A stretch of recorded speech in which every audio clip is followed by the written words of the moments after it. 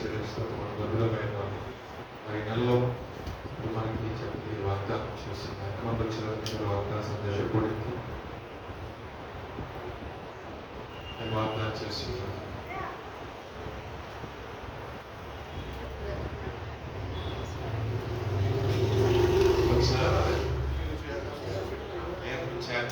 మీరు activate sir ఏ విన్నారు వాక్యం ఎవరు చెప్పారు వాగ్దానం విన్నారు చెప్పండి.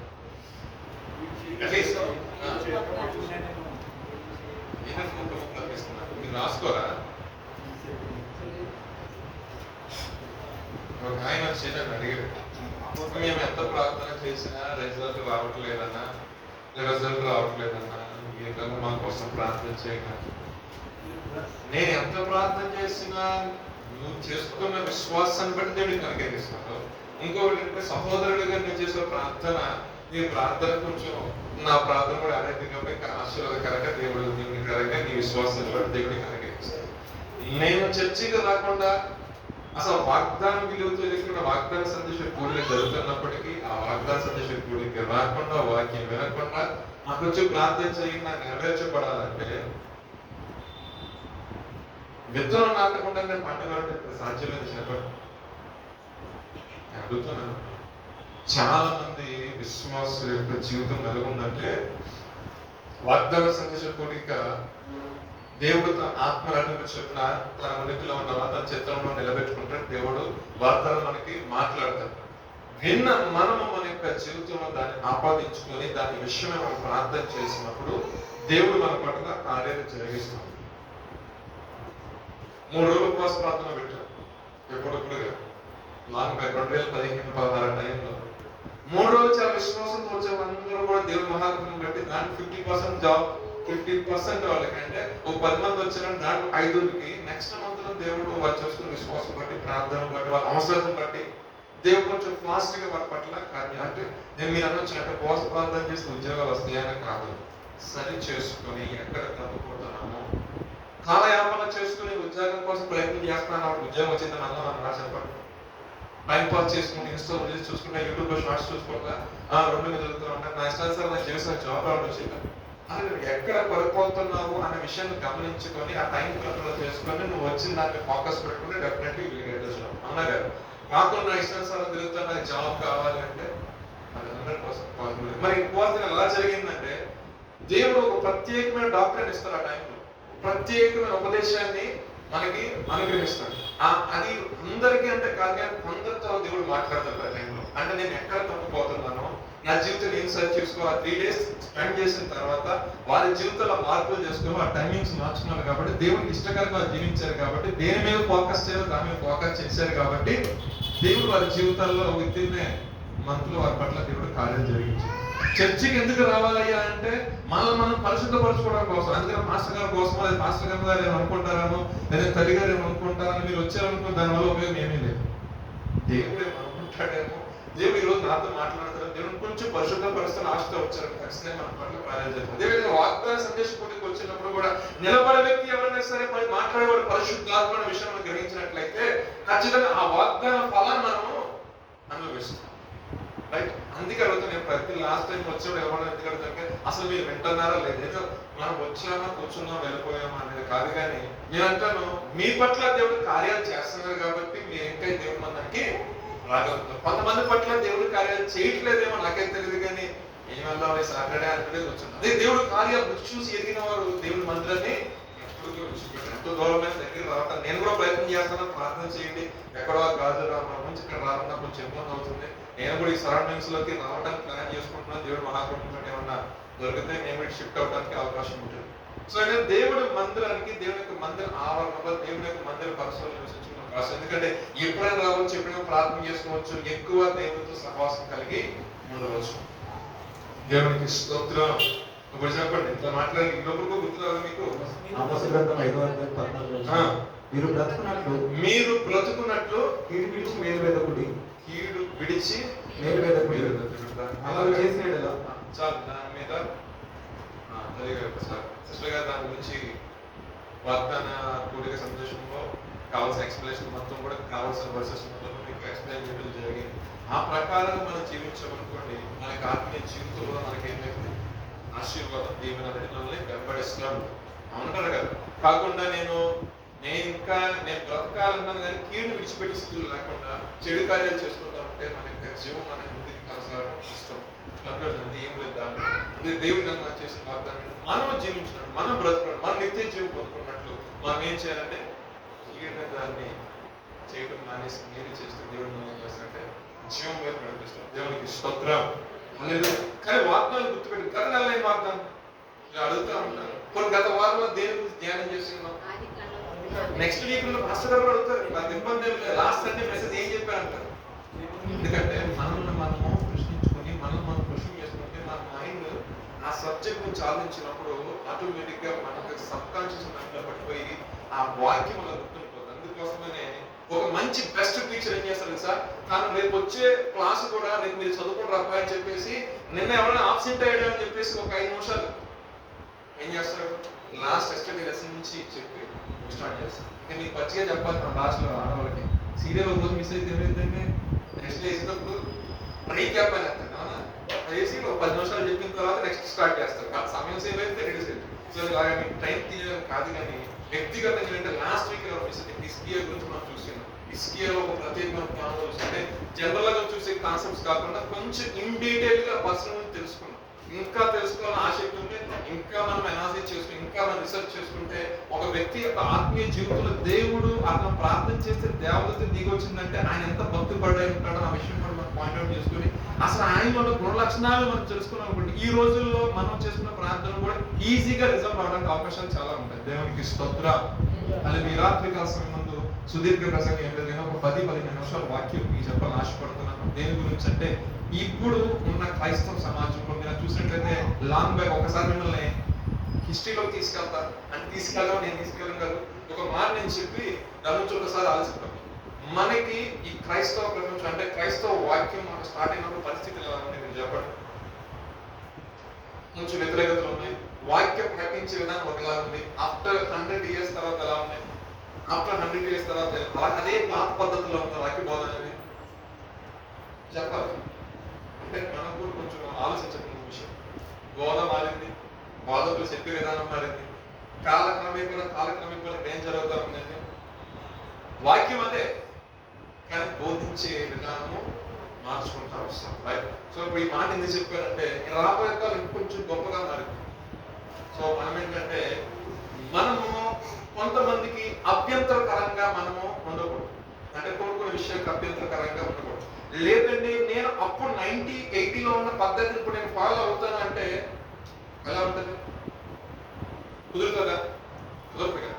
సో ఇప్పుడున్న జనరేషన్ కి దేవుడు వాక్యం వెళ్ళాలంటే నేను ఆ టైప్లో ఆ విధమైన ప్రీచింగ్స్ ని తీసుకురాగలిగితేనే ఏమవుతుందో ఆ మనుషులకి అర్థమవుతుంది. అవునా కాదు? ఈ మాట నేను చెప్తున్నానంటే కొన్ని సంఘాలు సేవకులకి మధ్యన పడట్లేదు, దైవజనులకి మధ్య పడట్లేదు, విశ్వాసుల మధ్య పడట్లేదు.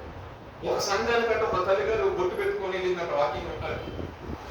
బాప్టిజం తీసుకున్నాక పక్కన సంఘస్థానం మీ పాస్టర్ గారు కానీ పాస్టర్ గారు మా పాస్టర్ గారు ఒకేసారి. ఎందుకని మా పాస్టర్ గారు బాప్టిజం తీసుకుంటే బొమ్మ బొట్టు తీసేద్దాం చెప్పి. ఇప్పుడు ఏం పెడుతున్నారు విశ్వాసులు? ఇప్పుడు ఆ సంఘానికి వెళ్ళాలో వద్దా? మనం అంటాడు పరిశుద్ధ గ్రంథం ఏం చదివిస్తుంటే పరిస్థితులు మారుతూ ఉన్నప్పుడు విశ్వాసులకు కూడా డాక్యుమెంట్ జాగ్రత్తగా చావడం పాత పద్ధతులు పాత విధానం కాదు. ఈ రోజున సువార్త అనేది ప్రతి కుటుంబంలో వెళ్తుంది. యేసుక్రీస్తుని గురించి అందరికి ఆసక్తి కలుగుతుంది. యేసుప్రభు ఎవరో, ఆయన గుణలక్షణాలు ఏంటో, ఆయన ఏమై ఉన్నాడో తెలుసుకోవాలని. కొంతమంది మాటల వల్ల కొంతమంది విషయాల వల్ల ఆ వచ్చేవాళ్ళు కూడా డౌన్ అయిపోతుంది. ఎన్ని నిమిత్తమే కదా ఆ వాక్యం ఆసక్తి ఉంది, కానీ వచ్చిన తర్వాత నువ్వు వినాలంటే నువ్వు ఇదే పద్ధతిలో వెళ్ళాలంటే అక్కడ ఎవరికైనా సరే కొంచెం మంచుకుంటాం. మన చర్చలో జరిగిన సంఘటన అమ్మాయి గారి క్వశ్చన్ చాలా మంది చాలా ప్రశ్నలు వేశారు. కొంతమంది వచ్చారు, వాళ్ళు అడిగిన క్వశ్చన్స్ అన్ని ఇవే. అడిగినప్పుడు వాళ్ళు చక్కని సమాధానం చెప్పింది నా ఓపికతో. అది నీకు ఇష్టం, దేవుడికి ఎలా ప్రేరేపిస్తారు అక్కడ. వాక్యము వారిని తాకింది, వాక్యం వారిని పట్టుకుంది, వాక్యం తీసుకెళ్ళింది, దేవుని పరిశుద్ధాత్మ తీసుకెళ్ళి బాప్తిసం ఇచ్చాను, కుటుంబం కట్టబడింది, దేవుడు ఎదుర్కొన్నాడు, పిల్లలకి చాలు. కానీ వచ్చినప్పుడు కొంతమంది ఏంటంటే ఒక్కొక్క టైప్ ఆఫ్ మైండ్ సెట్స్ అందరి మీద ఒకటే విధానం పనిచేయడం. సో థింగ్ ఏంటంటే మన చర్చెస్ అనేవి డెవలప్ అవుతున్నాయి కాబట్టి ఓల్డ్ అప్రోచ్ లోనే ఉంటూ ఓల్డ్ విధానికి వెళ్తే న్యూగా వచ్చే వాళ్ళు న్యూగా దేవుని చేస్తే నాకు ఆమె బాప్తిసం ఇస్తుంది. నేను అమ్మాయిలు బాప్తిసం సేవకులు చూసాను, కానీ వేరే దేశంలో వాడు తగ్గేట్ చేస్తున్నాడు. ఒక ఆయన పెద్ద వయసు ఇంచుమించు ఒక 70 సంవత్సరాలు తగ్గేట్ చేస్తున్నాడు. బాప్తిసం ఇచ్చే ఆవిడకి ఇంచుమించు ఒక 45 సంవత్సరాలు ఉంటాయి. అమ్మాయి ఇస్తుంది బాప్తిసం, ఆమె నిల్చొని ఉంది, అతను తీసుకుని వస్తున్నాడు, బాప్తిసం ఇస్తుంది. ఈ టైప్ ఆఫ్ బాప్తిసం మీరు ఎక్కడ చూశారు? అంటే నేను మామూలుగా వాస్తవంగా బాప్తిసం ఎక్కడ చూశారు? మరి ఇప్పుడు ఆ బాప్తిసం రాంగ్ అంటారా? అంటే సంఘానికి కొన్ని విషయాలు తెలియజేయాలి కాబట్టి ఇప్పుడు ఆ బాప్తిసం రాంగ్ అంటారా రైట్ అంటారా? ఇప్పుడు బాప్తిసం తీసుకున్న నరకానికి పోతారా? ఈ క్వశ్చన్ వస్తే రేపు అప్కమింగ్ రేపు ఎందుకంటే ఇప్పుడు సోషల్ మీడియా వచ్చిన తర్వాత ఇవన్నీ సర్క్యూట్ వచ్చి ఆ క్వశ్చన్ మనలో కూడా ఉత్పన్నం అవుతుంది, మన మైండ్ లో ఉత్పన్నం అవుతుంది కదా. ఏ విషయం అయినా సరే మనకి గమనించి ఇవ్వాలా వద్దంగా దేశంలో ఆ ప్రాంతానికి సువార్త ప్రకటించాలని చెప్పి తన కుటుంబాన్ని వదిలేసి వెళ్ళి ఇంచుమించి 7,000 మందిని దేవుడి కొరకు సంపాదిస్తుంది. ఇప్పుడు దేవుడి దృష్టిలో ఆమె ఏమైనది లెక్క ఆయన చూసుకుంటాం, కానీ మనము దాని విషయంలో విమర్శించడానికి ఏ విషయంలో సరిపో. సో మనం ఏం గమనించుకోవాలంటే వారికి ఇచ్చిన ఆత్మ సామర్థ్యం బట్టి ఆవిడకి ఇచ్చిన నడిపింపు బట్టి నేను కావాలంటే వీడియో మీకు షేర్ చేస్తాను. నిన్న రాసుకొచ్చి ఆమె వేషధారణ భాషలు చూస్తే చాలా డిఫరెంట్. యాక్చువల్గా కొంతమంది టాటూస్ వేసుకుంటారు ఇవన్నీ. సో ఆ నైజీరియా ప్రాంతంలో ఉన్న వాళ్ళకి ఇవన్నీ పెట్టుకుంటూ అలవాటు కదా. ఆవిడకు అదే డ్రెస్సింగ్ స్టైల్లో ఉంది, కానీ పెద్ద జనసమూహం పూర్తిగా ఉంది. ఆ వీడియో ఒక ఆయన షూట్ చేస్తూ ఉన్నారు, చేస్తూ ఉన్నారు, నాకు అనిపించింది. అంటే ఒక్కొక్కరు నడిపింపు ఒక్కొక్క విధానం. అంటే దేవుడు చూడండి ఏ ఒక్క ఆత్మ రక్షించుకోవడానికి ఇష్టం లేదు. ప్రతి చోట ప్రతి కుటుంబం ప్రతి చోట, ఎందుకంటే కడవల ఉద్యమం అనేది రగులుతుంది కాబట్టి నేను చూస్తున్న వాళ్ళు వీరు ప్రభు తెలుసుకుంటారా అనుకున్న వాళ్ళు కూడా బైబిల్ పట్టుకుని బయలుదేరుతున్నారు. చాలా బేసిక్ నిజంగా నిజంగా దీన్ని యాక్సెప్ట్ చేస్తారా? ఏదో నామకార్థంగా వచ్చారు కదా. సో మనము క్రీస్తుగా మనము ఒక విషయం గమనించాల్సిన విషయం అంటే ఎవరిని కూడా క్రిటిసైజ్ చేయొద్దు. ఎవరి జీవితాన్ని వాళ్ళు వదిలేసి ప్రభు గురించి వాళ్ళ విషయాల గురించి ఒకసారి ప్రార్థన చేయడం తప్పే మనము వారి విషయం ఎలాగా ఉండు అని కమెంట్ చేసే రైట్ దేవుడు మనకు ఎవరు కలగకూడదు. నువ్వు ఎలా ఉండు దేవుడు నేను స్వతంత్రం చేసిన తర్వాత, దేవుడే నేను స్వతంత్రం చేసిన తర్వాత ఒక మనిషి వచ్చి కమెంట్ చేస్తున్నాడు అంటే ఆ మనిషి యొక్క ఆలోచన ఉండదు. ఎప్పుడు కూడా దేవుని యొక్క ఆలోచన ఉండదు. దేవుడికి ప్రార్థించి అప్పుడు ఏమవుతుంది?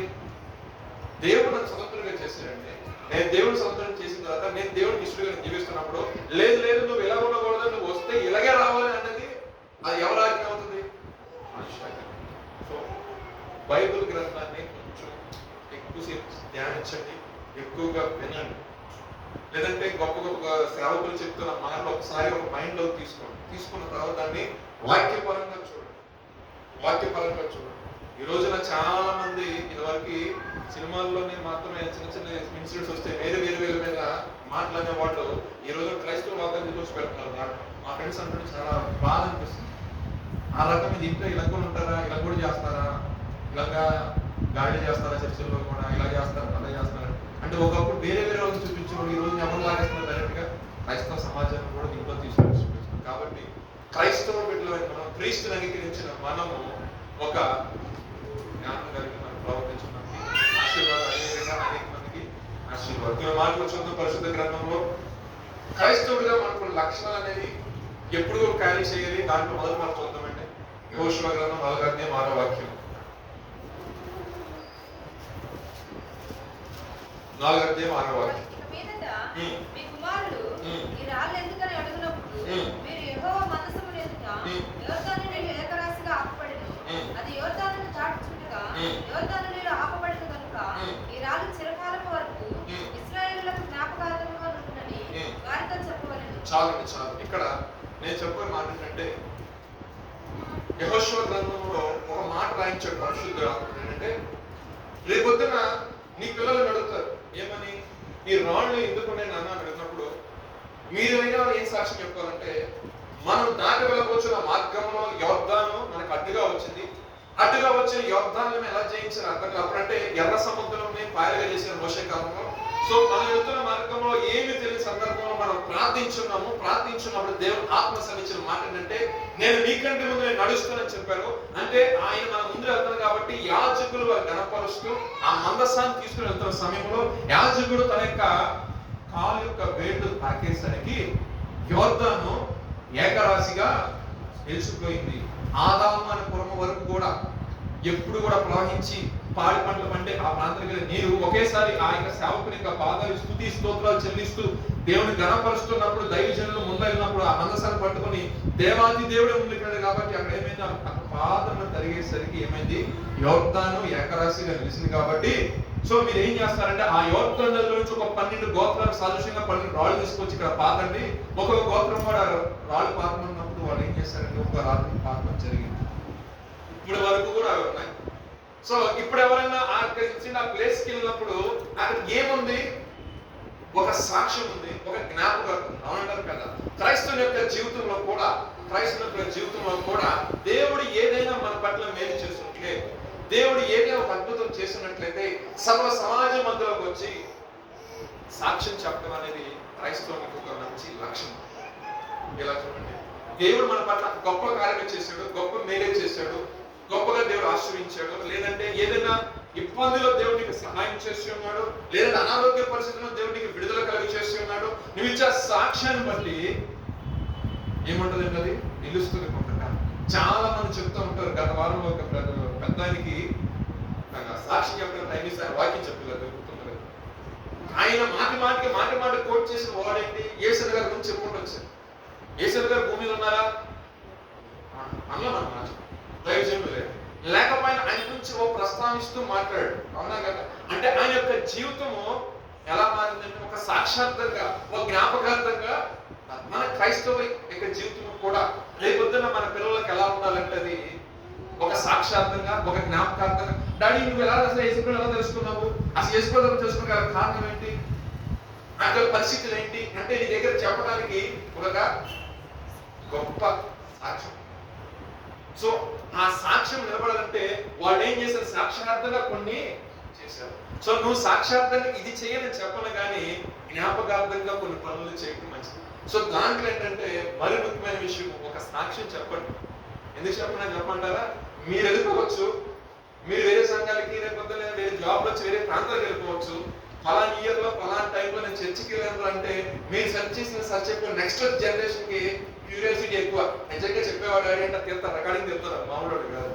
యూట్యూబ్ రికార్డింగ్ చేసి ఆ ఎంతగా ఉన్నప్పుడు అన్నించుకొని చెప్పిన సాక్ష్యం ఉంటాయి, లేదా నీ పిల్లలు తీసుకొచ్చిన ఆ రోజు చెప్పిన సాక్ష్యం ఉంటుంది. వాళ్ళకి ఎలా ఉంటుంది, ఒక సాక్షాత్తంగా దేవుడు చేసి చిన్న మేలైనా సరే నువ్వు చెప్పి సాక్ష్యం చెప్తున్నప్పుడు ఆ సాక్ష్యం విలువ అనుమించి నీకు తెలుసు. కొంతమందికి కొన్ని ప్యాట్రోల్ పెట్టేసి గురిపేసుకుంటారు, కానీ ఆ సాక్ష్యం ఎవరికి అవసరమో, ఆ సాక్ష్యం ద్వారా ఎవరికి ఆ మారు మనసు రావాలో దేవుడు ఏం చేస్తారు, ఆ డోర్లు ఓపెన్ చేస్తాడు. ఉదయం ఓపెన్ చేసినప్పుడు ఆ సాక్ష్యం ఏం చేస్తాడంటే వాళ్ళలో చేంజ్ అవ్వాలి. ఆయనకి చేసిన దేవుడు వాళ్ళ పట్ల చేసిన దేవుడు నా పట్ల కూడా చేస్తాడు. ఒక సాక్షాత్మైన జీవితం ఇప్పుడు కూడా క్రైస్తవుడు క్యారీ చేయాలండి. మనకు మంచి సాక్ష్యం లేకుండా మన ఇష్టానుసారం ఏం చేసి మనం పట్టుకొస్తున్నాం అంటే రేపొద్దున అది మంచితనానికి అంటే క్రైస్తవ్యానికి అది మన ఆపాదించలేదు. క్రైస్తవుడు అంటే ఒక మంచి సాక్ష్యం జీవితం కలిగిన వ్యక్తి. ఒకప్పుడు ఏమైనా కావచ్చు, కానీ క్రీస్తును కలిగి ఉన్న తర్వాత నీ పాత తర్వాత జీవితం కొట్టివేయబడాలి, నూతనంగా మార్చబడాలి. దేవునికి స్తోత్రం. నేను ఇంకొక మాట చెప్తాను, ఎందుకంటే ఎందుకు సాక్ష్యం చెప్పండి. యేసుప్రభువు గారు గలిలయ అదే విధంగా ఒక ప్రాంతం కూడా యెరూషలేము మధ్యగా వెళ్తున్నప్పుడు అక్కడ కొంతమంది కుష్ఠరోగులు 10 మంది ఏం చేశారంటే ఆయన వెంటబడ్డారు. ఆయన అడుగుతున్నారు దూరంగా, అయ్యా నీకు ఇష్టమైన బాగు చేయన్నప్పుడు ఆయన ఒకటే మాట, మీరు వెళ్ళి మీ దేహాన్ని యాజకుడికి కనుక లోకస్వార్త 17:11 మాటలు ఉంటాయి. మీరు వెళ్ళి మీ యొక్క దేహాన్ని యాజకుడికి కనపరుచుకోమన్నప్పుడు వాళ్ళు వెళుచున్న మార్గంలోనే వాళ్ళు ఏమయ్యారు, స్వస్థ చిత్తులయ్యారట. స్వస్థ చిత్తులైన 9 మంది ఎక్కడ పోయారు తెలుసు, కానీ దాంట్లో ఒకడు మాత్రం వచ్చారట, సమరయుడు వచ్చి ఆయన దగ్గర నిలబడ్డాడు. మరి మిగతా 9 మంది స్వస్థితులు కాలేదా అంటే అంటారు, నేను వచ్చినాను ఎందుకంటే నా పట్ల చేసిన కార్యం బట్టి నా దేహాన్ని చూపుతుంది, ఎందుకంటే నీ ద్వారా నేను పదం పొందుతున్నాను, నీ ద్వారా నేను మేలు. ఆయన అంటాడు, అసలు ఇంతమంది స్వస్థత ఉన్నప్పుడు వీడు అక్కడ వచ్చారు. అది కూడా అతను ఎక్కడ వ్యక్తి అంట, అన్యుడు. అన్యుడు చూడండి ఎంత భయం, ఎంత భక్తులు. ఎందుకంటే తను చేసిన దానికి నేను పొందుకొని ఉన్నాను, ఒక గ్రాటిట్యూడ్ చూపించు. మనం కూడా మన వ్యక్తిగత జీవితం దేవుడు ఏదైనా కార్యం చేస్తున్నట్లయితే మన జీవితంలో మనం ఎలా నిలబడాలంటే సాక్షాత్తంగా నిలబడాలి. మనం అనుకోవచ్చు పాత సాక్ష్యమే కదా అంటే షేర్ చేసుకుని ఫ్రెండ్స్ కి దేవుడు ప్రేరేపిస్తే వారి నుంచి చిత్రపాట మాట్లాడుతుంటా, చెత్త బాగా మాట్లాడుతుంటాం కదా. ఆ టైంలో కూడా ఏంటంటే నేను ఇలా మిమ్మల్ని ఏదో అని ఇన్ఫ్లుయెన్స్ చేయట్లా, కానీ సమయాన్ని మీకున్న దాంట్లో అవకాశం ఉంటే నేను ఎక్స్పెషల్లీ మీకు చెప్పు అని నేను ఎలా ఫోర్స్ చేయను. దేవుడు నీకు ప్రేరేపించి వినే వ్యక్తికి ఆసక్తి ఉంటే ఏం చేయాలి, ప్రభుని మనం చేసిన తనకి స్వస్థత కలిగింది అని చూపించుకోవడానికి ఆ వ్యక్తి ఏం చేశాడు, సామాన్యుడు గబగబా తిరిగి ఫస్ట్ పాయింట్ క్రైస్తవుడి యొక్క జీవితంలో సాక్ష్యం అనేది చాలా ఇంపార్టెంట్. రెండో మాట చూద్దామండి, ప్రేమ దయ ఉండాలి. మాట చూద్దాం, రోమీ రాసిన పత్రిక 11వ వాక్యం. ఒకరినొకరు ప్రేమించిన విషయంలో తప్ప చదవన్నమాట 13వ అధ్యాయం 8వ వాక్యం. ప్రేమించిన విషయంలో తప్ప మరి ఏమీ ఎవరికి అచ్చి ఉండవద్దు. పొరుగువారిని ప్రేమించువాడే, పొరుగువారిని ప్రేమించువాడే ధర్మశాస్త్రం నెరవేర్చిన వాడు. చాలండి. ఇప్పుడు నేను ఎంతో కక్ష పెట్టుకుని మీకు వాక్యం చెప్తే ఉపయోగపడుతుంటారు. అప్పుడు ఏమైపోయింది తెలుసా, రకరకాలు మాట్లాడుతూ ఉంటాయి. నువ్వు ఇలా ఉన్నావు కాబట్టి ఇలా నాశనం అయిపోతావు, ఇలా నీ పాపరాజు ఎలా ఉంది కదా ఆ వర్షంలో చెప్పచ్చు. బైబిల్లో నీకు దొరకని పాయింట్ అంటే ఉండదు. ఈ రకంగా చెప్పొచ్చు, ఈ రకంగా చెప్పొచ్చు, కానీ ప్రేమ కలిగి చెప్తే అది ఆశీర్వాదం అంటారు. ఇంకా బైబిల్ క్లియర్గా చెప్తుంది, ఒకరినొకరు ప్రేమించిన విషయంలో తప్ప మరి ఏ విషయంలో కూడా అప్పడకూడదు, అసలు ఎక్కడ కూడా అచ్చి ఉండకూడదు. అంటే ఒకరినొకరు ప్రేమించాలి. ప్రేమించేవాడు ధర్మశాస్త్రంను నెరవేర్చి, ధర్మశాస్త్రం ఏముంది రాసిన వస్తుంది, ఎలా అనగా విమర్శించవద్దు, నరహత్య చేయవద్దు, దొంగిలించవద్దు, ఆశించవద్దు అనేవి మరి ఏ ఆజ్ఞ ఉన్నాయలా అది నిన్ను వల్ల నీ పొరుగు వారిని ప్రేమ వాక్యంతో సంక్షేమముగా ప్రేమ పొరుగు వారికి కీడు చేయదు కనుక ప్రేమ కలిగి ఉండడా. అంటే మనం క్రైస్తవుల జీవితంలో ఏమన్నారండి, ప్రేమ. అవును నీకు గాయం చేసిన వాడే, అవును నీకు కీడు చేసిన వ్యక్తే, అవును నీ యొక్క పతనాన్ని కోరుకునే వ్యక్తే, కానీ క్రీస్తు యేసు యొక్క మంచి మనస్సును మనము ధరించుకున్నాం. ఏంటంటే అంత చేస్తాం, ఇంకా మనస్సు ఎలా ఉందంటే అరే బాబు బైబిల్ చెప్తాను నేను చెప్తాను అంటే ఏం చెప్తుందంటే నీవు ఏది చేసి కీడు అనిపించావు అనుకో అది నా దృష్టిలో ఉంటుంది, నా దృష్టిలో ఉంటుంది. ఎవరైతే నువ్వు ఇచ్చారో, ఎవరైతే నాశనం కోరుకున్నారో, ఎవరైతే నువ్వు ఎప్పుడు పోతావని చూసారో అందరూ తీసుకొస్తాడు దేవుడు. నువ్వు కూర్చో అంటాడు దేవుడు, నేను చెప్పి మాట్లాడితే కొంచెం వర్షం మార్చకూడదు, సార్ నువ్వు కూర్చో బాబు అని చెప్తారా, కూర్చోబెడతాడు. అందరూ కూర్చో. కానీ నువ్వు మనసు అనుకుంటావు ఏం తెలుసా, వీళ్ళందరూ ఒకప్పుడు నా పట్టణాన్ని కోరుకున్న వ్యక్తులే కదా, వీళ్ళందరూ నన్ను ఎప్పుడు పోతానే చూసిన వ్యక్తులే కదా, వీళ్ళందరూ నా మీద విషయం ఎత్తిన వ్యక్తులే కదా. కానీ నువ్వు ఆ రోజు బాధపడ్డావు, నీ విషయం నా తండ్రి ఎప్పుడో బాధపడ్డాడు. దేవుడికి స్తోత్రం. కాకపోతే అంటే కొంచెం టైం పడుతుంది, కొంచెం టైం పడుతుంది. నాశనం అనే గోతున్న దేవుడు ఎవరు నమ్ముతాడు. నువ్వు ప్రేమ చూపించిన విషయంలో విసుచన్నప్పుడు, దేవుని యొక్క గుణలక్షణం బట్టి, దేవుని బట్టి నువ్వు సహించినప్పుడు నా ప్రభు ఆ విషయంలో చూడనుంటాడా? 100% ఎవరైతే గాయం చేస్తున్నారు, ఎవరైతే నేను ఇబ్బంది పడుతున్నారు, ఎవరైతే నేను ధృవీకరిస్తున్నారో వాళ్ళు కూడా అంత మాత్రం వాళ్ళు నశింపు చేయడం. దేవుడు ఏమి చేయడు, సింపుల్ గా మూసే పెడతాడు, ఉపదేశం చేపిస్తాడు అంతే. అర్థమైందా? ఉపదేశం చేపిస్తాడు. అప్పుడు విధి బుద్ధి కూడా దేవుడు వాళ్ళకి కలిగేస్తాడు. ఎందుకంటే ఆయన ఒక్కటే కాన్సెప్ట్, ఏ ఒక్కరు కూడా నశించుకోవాలి, నశించిపోతున్న దాని దగ్గర రక్షించడం. వారి యొక్క మనస్తత్వం అటువంటిది. మీకు అర్థమైందా? చిన్నప్పుడు ఒక స్టోరీ ఉండేది, చెరువు నుంచి దాటేటప్పుడు తాబేలంట తేలిని ఎక్కించుకెళ్ళింది. వినేమంటారు, మునిగిపోకుండా తీసుకెళ్ళింది. ఒక ఒడ్డు చేర్చిన తర్వాత మెడ కొరికేసింది. అదేంటి ఇలా చేశారు, నా స్వభావం అటువంటిది. కొంతమంది స్వాభావికంగా అలా ఉంటారు. కానీ లాస్ట్ టైం క్లాస్ వాక్యం మేము ప్రకటిస్తున్నాం, కానీ మేము ప్రకటించిన వాక్యం ప్రకారం మీరు మాట్లాడుకోవటం నిజంగా అపోహే. కానీ మార్చేవాడు ఎవరు? పరిశుద్ధాత్మ దేవునికి స్తోత్రం. ఎందుకంటే వాక్యము అందించే వరకు మా బాధ్యత. మీ హృదయాల్లో క్రియ జరిగించే పని అవదండి పరిశుద్ధాత్ముడే. సో ఇక్కడంటే మనం ప్రేమ కలిగి మనం జీవించినప్పుడు, దేవుని ప్రేమ కలిగి మనకు అనుదిన జీవితంలో దాన్ని పెట్టేసుకోవాలి. నిజంగానే మన అలా చేద్దామన్నప్పుడు చూడండి, మీరు అనుకోండి ఈ రోజు రేపటికల్లా మీకు బాగా ఉండేవాడు కూడా దూతారు కాదు మీ మీదకి. ట్రై చేసి చూడండి. ఆ టైంలోనే మనం పరీక్షకు గురవుతున్నాము. దేవుడు పరిశీలన చేస్తున్నాడు, పరీక్షిస్తున్నాడు ఎంతవరకు ఉంటావో. అది ఒకసారి మన జీవితంలో అలవాటు అయిన తర్వాత ఆ ప్రేమ అనేది అలా అయిపోతూనే ఉంటుంది. అప్పుడు అంటారు లేదు కదా, నీకు ఎంత ప్రేమ అంటే ఎంత అయ్యిందంటే నాకు నమ్మటి కాదు. అది మనం ఏం చేసామంటే దేవుని ఎదురు మనం నేర్చుకున్నాము, మన యొక్క జీవితాన్ని దాన్ని ఆపాదించుకున్నాము. దాని ద్వారా మనం కొంచెం శోధనలో కొంచెం ఇబ్బందులు వచ్చినప్పుడు కూడా భగవంతుడు గౌదేవుడు గారు ఆలోచించే ఆయన ఏం చేస్తారంటే మనం విడుదల కలిగజేస్తారు. ఎవరైతే మనకి కీడు చేస్తున్నారో వారి హృదయాన్ని కూడా దేవుడు మారుస్తారు. వాళ్ళు చెప్తారు సాక్ష్యం నీ గురించి, నిజంగా చాలా బాగా ఇచ్చేసిన వాళ్ళు, కానీ వాడు దేవుని అనుకున్నాను కాబట్టి నేను చేసింది ఇంకొకళ్ళు అయితే అది సాక్ష్యం, ఇంకొకళ్ళు అయితే కానీ దేవుడు గొప్పవాడు.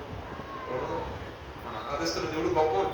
నాన్నగారు కనిపిస్తుంది దేవుడు గొప్పవాడు కాబట్టి ఆ ప్రేమను బట్టి ఆ గొప్ప దేవుడు కూడా వాళ్ళు తెలుసుకుంటారు. ప్రేమ దేవునికి స్తోత్రం. హల్లెలూయా.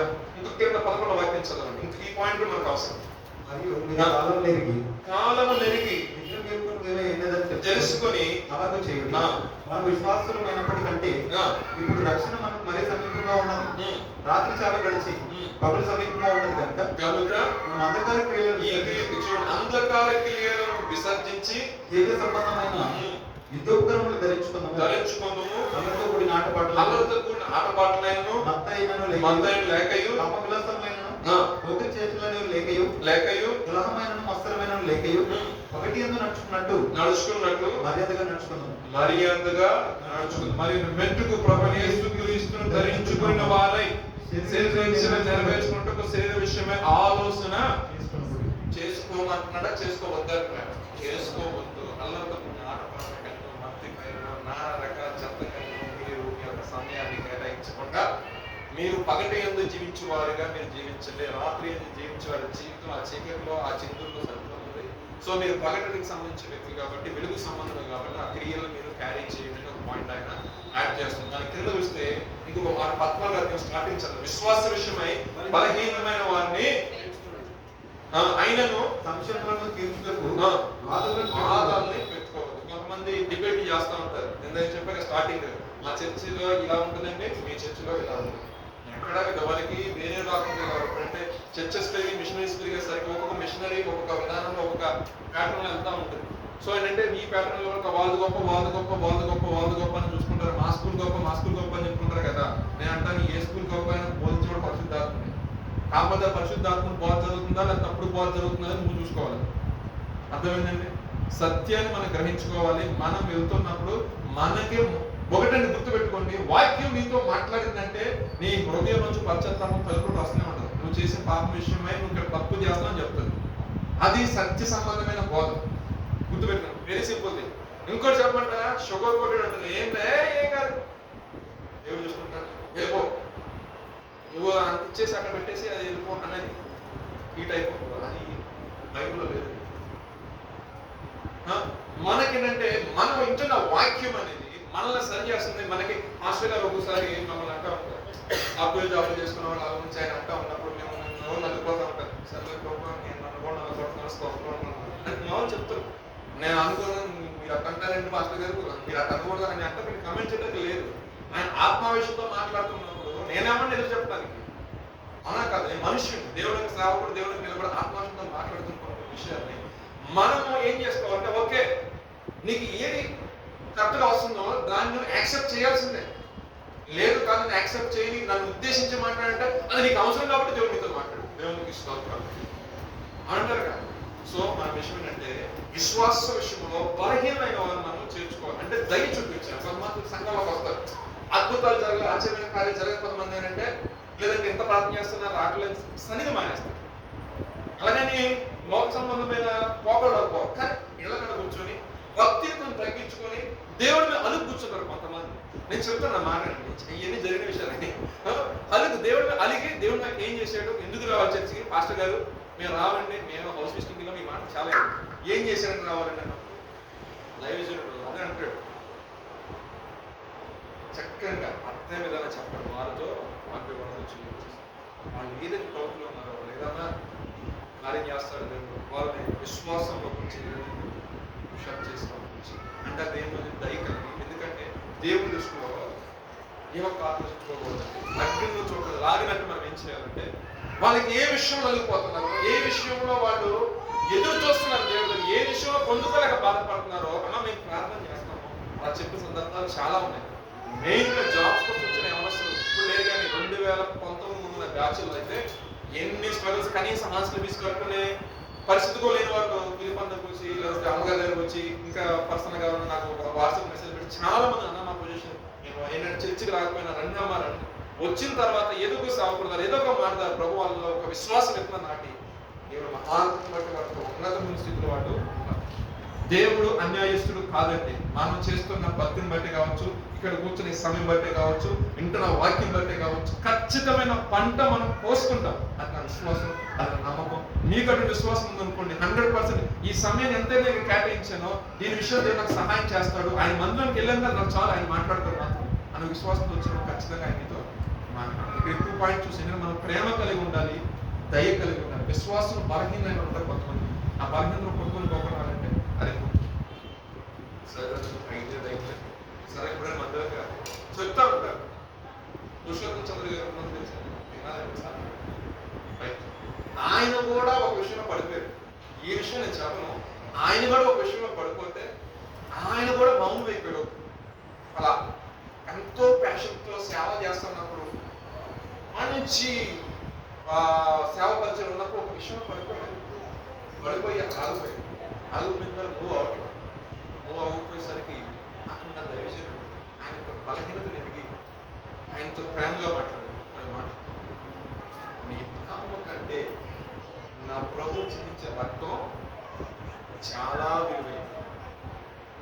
సో వచ్చేసి మళ్ళీ పరిచయం పుషప్ ఎప్పించారు.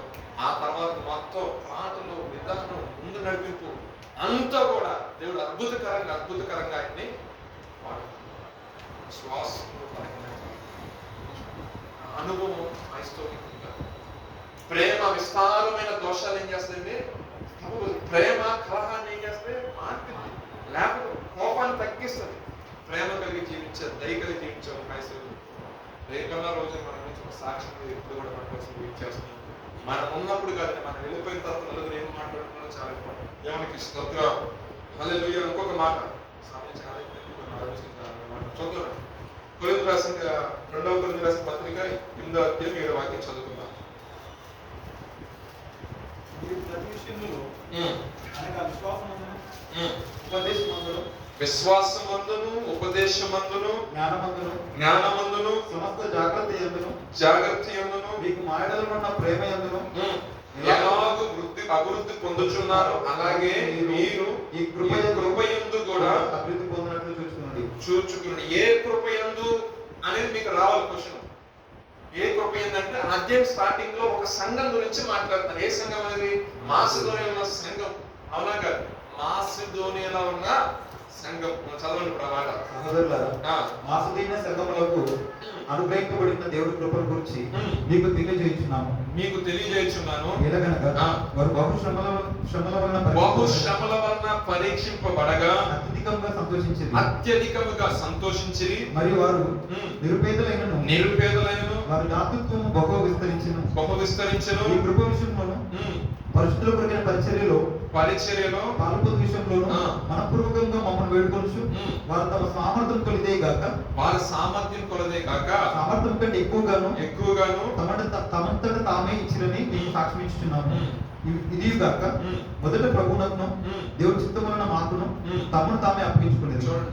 అంటే వాళ్ళు ఏదైతే ఉపదేశం విన్నారో, ఏదైతే వాక్యం విన్నారో ఆ వాక్యములో వాళ్ళు స్థిరపరచబడ్డారు. స్థిరపరచబడిన తర్వాత వాళ్ళు ఒక సాక్ష్యం విన్నారు. ఏంటంటే ఇది మిమ్మల్ని చేయమని నేను చెప్పను, కాకపోతే మీరు వినండి. ఎప్పుడైతే అపోస్తుల బోధలు విన్నారో స్థిరచర ఆస్తులు మొత్తం కూడా అమ్మివేసి తీసుకొని వచ్చి అపోస్తుల యొక్క పాదాలు పెట్టారు. ఎందుకని? ఆ వాక్య పరిచయం కొరకు ఆ యొక్క ధనం తీసుకొని ఇంకా వేరే ప్రాంతం ట్రావెల్ చేయడానికి అర్థమైందా? ఆ యొక్క వాక్యం అనేక మందికి అందాలి. ఈ క్రీస్తు యొక్క సువార్త ప్రపంచమంతటా కూడా నలుగు దిశలకు వెళ్ళాలి అని మరొక త్యాగం కలిగి ఏం చేశారండి? వారి యొక్క ఆస్తులు అర్థం చేసి ఆ వాళ్ళ దగ్గర పెట్టారు.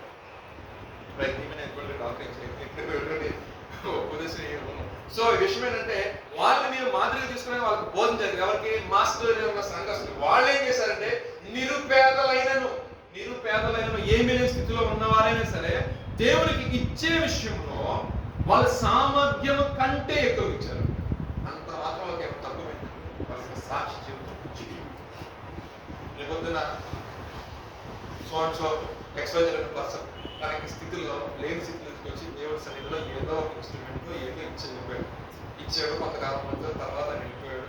తర్వాత గొప్ప ప్రైజ్ ఇక్కడ అవుతాడు. దేవుడు 100% దాంట్లో మనం చూసుకునే విషయం ఏంటి? దేవుడు చేస్తాడు ఆ విషయం. కానీ ఎందుకంటే ఆయన తీసుకొని నేను ఏంటో ఉంటే పెట్టే వ్యక్తి కాదు, డబ్బులు ఇచ్చే వ్యక్తి. అది నేను అనుభవించాను కాబట్టి నా లైఫ్ లో అది ఆ బ్లెస్సింగ్ అవుతుందో తెలుసు కాబట్టి నాకు ఆ రైట్ అది మాట్లాడతాను. అర్థమైనా?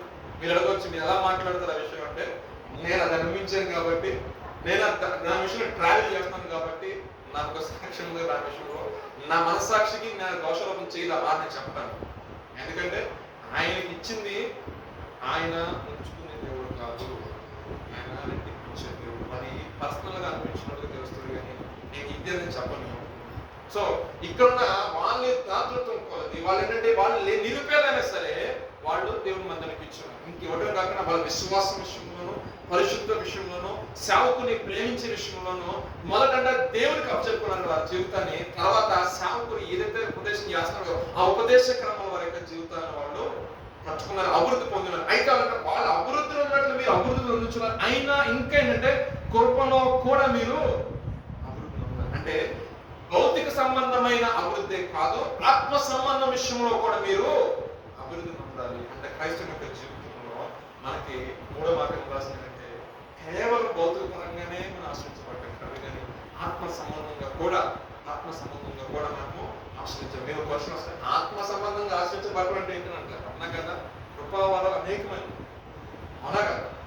ఎవరైతే అతి ఆసక్తి కలిగి దేవునితో సహవాసం కలిగి ప్రభా నాకు ఏదైనా ఒక కృపావరం నా నెత్తి మీద పడకపోవడం అంటే దేవుడు ఖచ్చితంగా దాని విషయంలో కొంతమంది కళ ద్వారా మాట్లాడుతూ, కొంతమంది దర్శనం ద్వారా మాట్లాడుతూ, కొంతమంది మనసు ద్వారా మాట్లాడుతూ, కొంతమంది ప్రార్థన చేసి వెళ్ళిపోతాం, కొంతమంది ఇక్కడ ప్రార్థన చేస్తే ఎక్కడో కార్యాలు జరుగుతూ ఉంటాయి.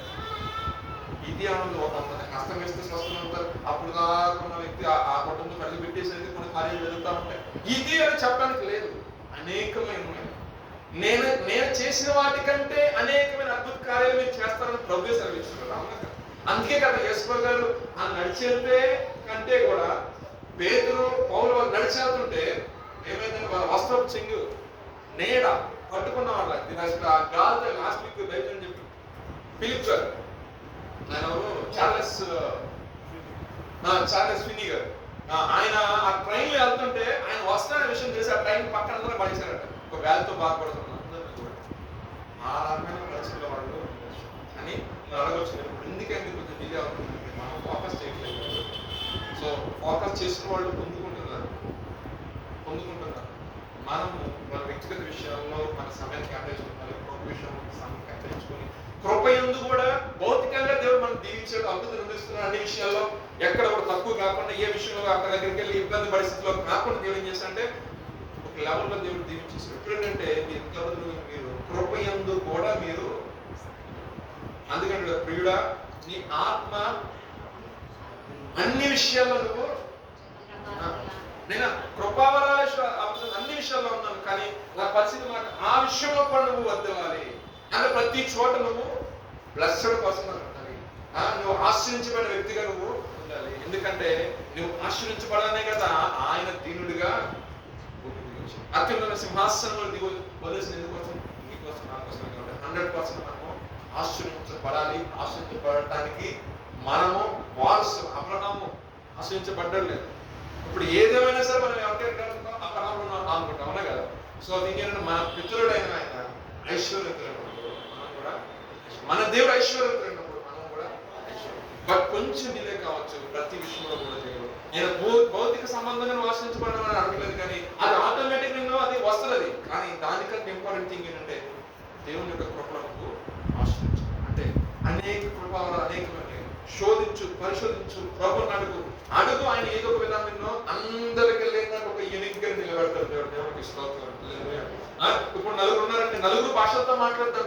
తర్జమ చేసే వాళ్ళు ఎవరు? బైబిల్ చెప్తున్నారు. అవునా కాదు? కొంతమంది చూస్తే ఎక్కడైనా ప్రేమ ఉండదు. ఎన్నిసార్లు పొరపాటు చేసిన మాస్టర్ గారు నాకు నచ్చిందంటే ఆయన కొంచెం ప్రేమ, ఇంకొకళ్ళంటే గొడవలు సర్దులు. ఆ ప్రేమ అనేవాడు కొంతమందికి కంట వచ్చినా సరే సహిస్తారు. కొంతమంది దోషాన్ని కప్పబెట్టి అదొక వరమే. కొంతమంది ప్రార్థన చేసి ఇలా అనేక, ఒకటి అని చెప్పట్లేదు, కృపావరం అనేకమే. సో దేవుడు కొంతమందికి బేర్ చేసే ఆర్టిస్ట్ అది కూడా గౌరవం. కొంతమంది బేర్ చేయలేదు. విషయాలు ఈజీగా ఏమంటారంటే లాస్ట్ వెంటనే రేపు. సో ఆ విధంగా కాకుండా ప్రభువుని అడిగితే ప్రభువుల పట్ల కార్యం చేస్తారు. 4వ పాయింట్ కింద ఒక మాట చెప్తారు.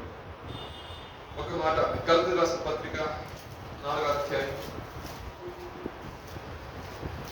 ఇది కొంచెం ఇబ్బందిగా ఉంటుంది, అయినా సరే మనం పాటించాలన్నమాట కూడా క్రైస్తవ జీవితంలో. 4వ అధ్యాయం తర్వాత చదవచ్చు. ఆ కాలం అంతా అయితే మీరు దేవుని ఎరగని వారై దేవుడు కాని వారికి కానీ ఇప్పుడు మీరు దేవుడిని ఎరిగిన వారు, ఇప్పుడు మీరు దేవుని ఎరిగిన వారును మరి విశేషంగా దేవుని చేత ఎరుగబడిన వారునై, దేవుని చేత ఎరుగబడిన వారునైనా కనుక బలహీనమైన నీవు నిష్ప్రయోజనమైనవైనా మూల మూల పాఠం మరలా తిరగనేలా మునుపటి వల్లే మరలా వాటికి దాసులైన మీరు దినములను. ఇప్పుడు ఏంటి దేని గురించి చెప్తున్నాడంటే, ఇప్పుడు చెప్తున్నాడు చూడండి, దినములను, మాసములను, ఉత్సవ కాలములను, రోజులు ఆచరించుచున్నారు.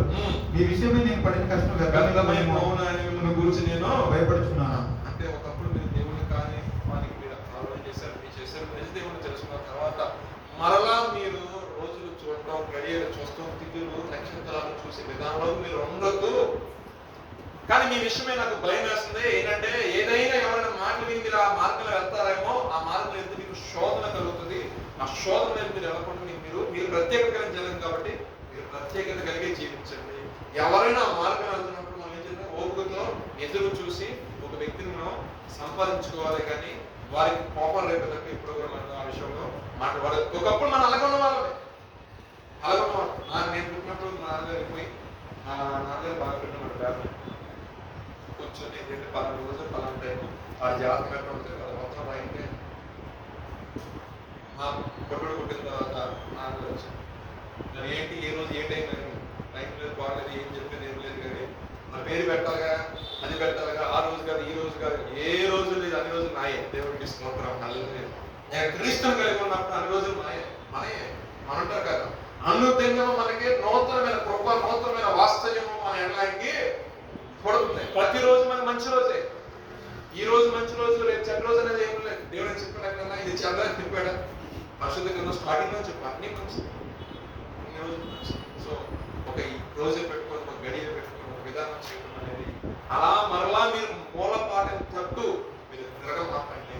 సంవత్సరాలు ఆచరించడం కానీ, నెలలు పడటం కానీ, నెలలో ఉండటం కానీ, రోజు ఇది అని చెప్పేసి అద్భుతమైన లోకానుసారమైన అద్భుతం కాకుండా మీరు ఏంటంటే దేవుని యొక్క జ్ఞానం ప్రవర్తించిన నిలబడి దాంట్లో మీరు వెళ్ళమాకండి. ఎందుకంటే మీకు క్లియర్ చెప్ప 100 మంది వెళ్ళిపోయారంట. మరలా తిరగని ఎలా అంటున్నాడు ఆయన అంటే 100 మంది తిరిగారు దాంట్లో. విశ్వాసులే, చర్చకు వచ్చేవాళ్ళే. తిరగమాకండి, మంచి పద్ధతి కావాలని బైబిల్ చెప్తుంది. సో మన విషయాల్లో వచ్చినప్పుడు మనం దాన్ని కమెంట్ చేయడం రైట్ మనకుంది. మేమైతే తిరగము, ఏం ఆర్గ్యుమెంట్ చేసుకుంటాం అంటే ఎక్కువ ఆర్గ్యుమెంట్ చేయాలంటే ప్రభు చేతి ప్రార్థన చేయండి.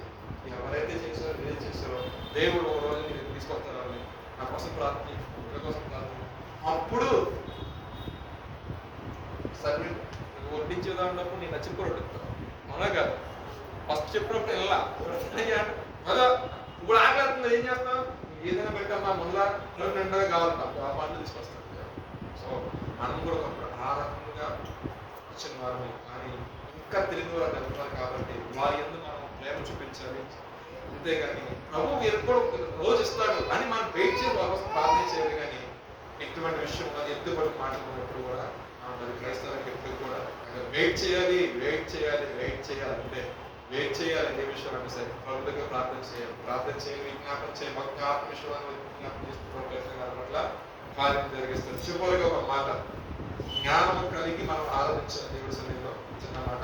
ఎఫెసీయులకు రాసిన పత్రిక పక్కనే ఉంటుంది, 6:15 వాక్యం చదువుతున్నాం. నాకు దొరకని చెప్పేసి ఫుల్గా చదవండి. 6:15 వాక్యం.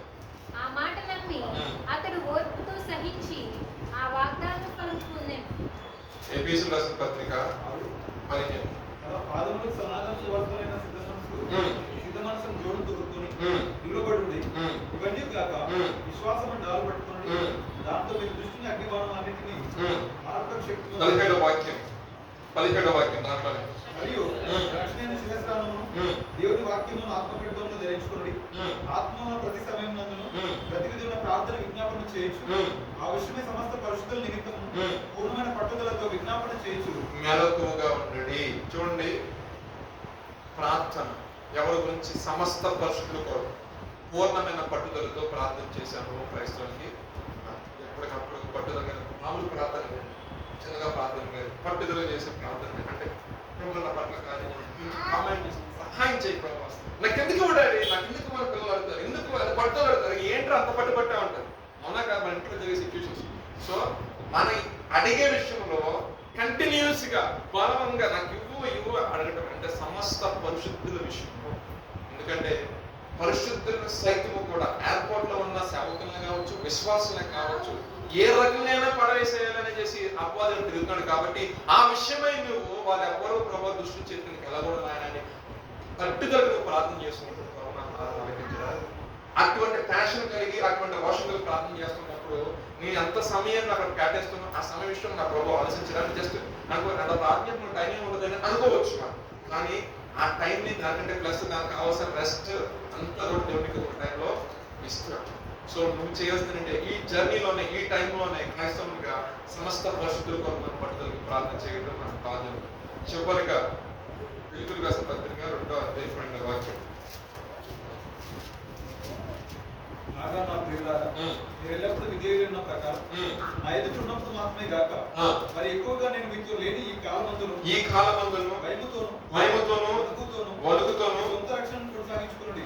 ఎందుకనగా మీరు హెచ్చించుటకును కార్యసిద్ధి కలిగజేసుకున్నటకును తన దయా సంకల్పం నెరవేరుటకై మీలో కార్యసిద్ధి కలిగజేయవాడు దేవుడికి స్తోత్రం. చివరిగా చెప్తాను మాట, క్రైస్తవునికి మనకు అనుగ్రహించిన రక్షణ ఎలా కొనసాగించండి?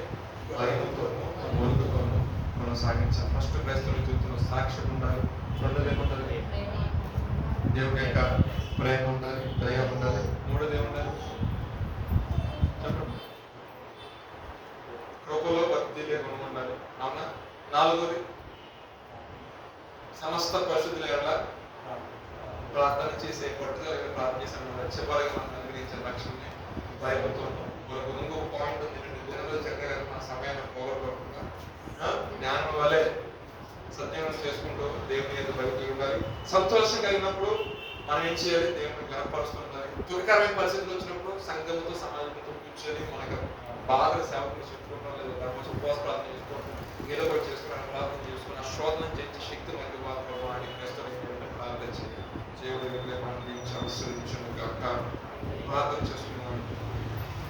చిన్న ప్రార్థన చేసుకున్నాం. సహోదరులు ప్రశాంత్ గారు ప్రార్థన చేస్తారు.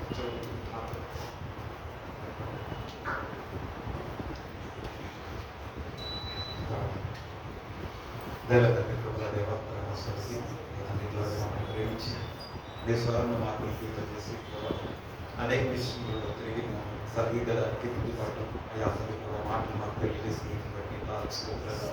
విషయంలో ప్రభావ మేము యాత్ర ప్రభావ ఎల్లప్పుడూ మనుషులు ఎదుట యాత్ర ప్రభావ నీ విషయంలో సాక్ష్యం కలిగి ఉండడానికి యాత్రని ప్రభావ మేము సాక్ష్యం లేని వారిగా ఉంటున్నాం.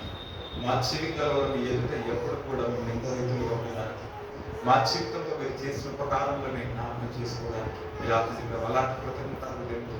మేమందరం కూడా మీ ఎదుట ఉండాలని ఆశపడుతున్నారని తిరిగి మీరు మాకు గుర్తు చేసిన దేహం మీకు ఆలోచిస్తుంది. మేము అన్ని విషయంలో మేము నీ ప్రేమ మేము అనేక మంది ఎదుట మేము కనపరచడానికి అలాంటి ఓర్పున సహనాన్ని అలాంటి ప్రేమలో మేము అయా తండ్రి ప్రభా స్థిరపరచబడినట్లుగా మా హృదయాలను స్థిరపరచమని, మా ఆలోచనలను, మా తలంపులను ఆలోచించమని కోరుతున్నాము ప్రభా.